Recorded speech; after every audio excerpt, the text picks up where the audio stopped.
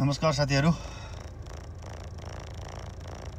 चाहिँ घरमा चाहिँ बच्चाहरूको कारणले अलि घरबाट चाहिँ बनाउन त्यति भ्याउँदैन, त्यही कारण यसो बाहिर निस्केको बेला म बनाउँछु।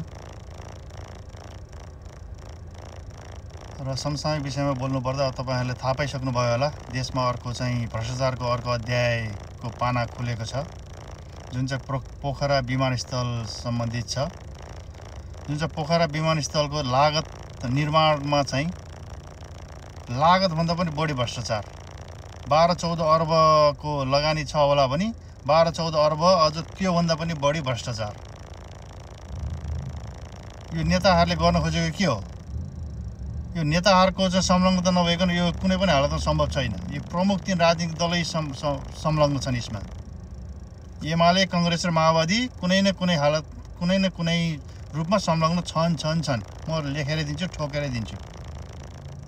र फस्ने चाहिँ सधैँभरि कर्मचारी। अनि यो कर्मचारीहरूको बुद्धि किन नआएको? सधैँ नेताहरू चाहिँ कहिले पनि नफस्ने, सधैँ चाहिँ मन्त्री परिषदको निर्णय भनेर सधैँ जोगिने, अनि सधैँ कर्मचारीहरू चाहिँ सधैँ फस्नुपर्ने।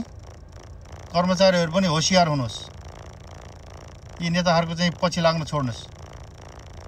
फसे सबै फस्नुपर्छ, खाने बेला सबै बाँडेर खाने, अझै नेताहरू चाहिँ बढी खाने, फस्ने बेला चाहिँ कर्मचारी फस्ने, यो गलत हो।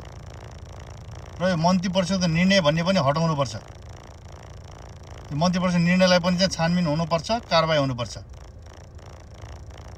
यो अन्याय, यो व्यक्ति कहिलेसम्म सहने? त्यो पनि हुन्छ, त्यो पनि चिनियासँग लिएको ऋणमा पनि भ्रष्टाचार।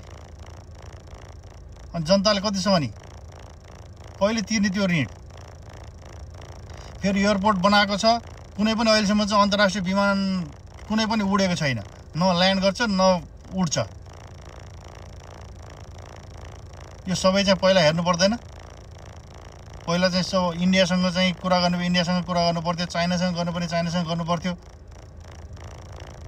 सबै चाहिँ को अब त्यहाँ जरुरी छ भनौँ न, त्यो सबैसँग कुरा गरेर अनि वो प्रोजेक्ट फाइनल गरेर लाग्नुपर्छ। यत्रो लगानी भइसक्यो, त्यहाँमाथि भ्रष्टाचार, त्यहाँमाथि ऋण, त्यहाँमाथि फेरि कुनै पनि व्यापार छैन, सबै घाटा। खालि कर्मचारी पालेको छ, बसिया छ। चोरहरू, गधाहरू, कुकुरहरू हुन् साला चोरहरू, भ्रष्टाचारीहरू। यिनीहरूलाई त साला छाला टाँगेर नुन खोर्सानी दलेर छोड्नुपर्छ टुँड खेलमा सबलाई। यो पनि हुन्छ, यस्तो व्यथिति पनि हुन्छ काहीँ। हरेक दिन, हरेक हप्ता, हरेक महिना साला चोरहरू होसियार, सालाहरू होसियार।